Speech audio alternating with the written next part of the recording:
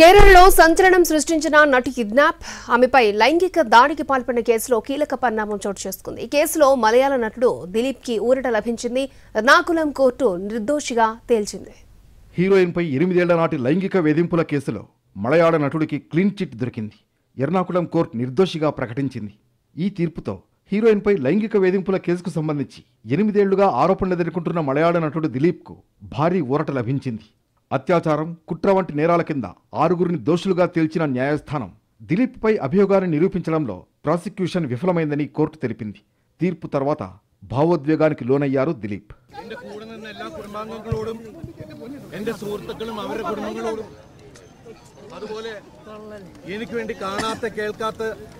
ആളുകൾ ഒരുപാട് പേര്, കോടിക്കണക്കിന് ആൾക്കാർ എനിക്ക് വേണ്ടി പ്രാർത്ഥിച്ചിട്ടുണ്ട്. അവരോടൊക്കെ ഞാൻ ആത്മാർത്ഥമായിട്ടുള്ള നന്ദി പറയുകയാണ്. അതുപോലെ ഈ 9 വർഷത്തോളം എനിക്ക് വേണ്ടി അഹോരാത്രം എനിക്ക് വേണ്ടി അത് ആത്മാർത്ഥമായിട്ട് ഡിഫെൻഡ് ചെയ്ത എൻ്റെ ప్రియപ്പെട്ട లాయర్స్. దిలీప్ పై గతంలో అత్యాచారం, కిడ్నాప్ కేసు నమోదైంది. మలయాళంతో పాటు తెలుగు, తమిళ సినిమాల్లో నటించిన ప్రముఖ నటి 2017 ఫిబ్రవరి 17న కిడ్నాప్కు గురయ్యారు.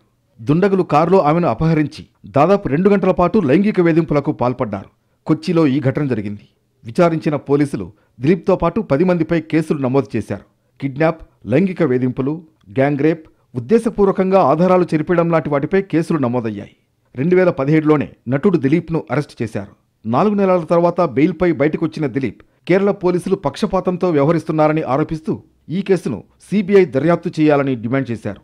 అయితే అతని రిక్వెస్ట్ను రిజెక్ట్ చేశారు. ఈ కేసు విచారణ 2018 మార్చి 8న ప్రారంభమైంది. సుదీర్ఘకాలం పాటు జరిగిన ఈ విచారణలో మొత్తం 261 మంది సాక్షులను విచారించారు.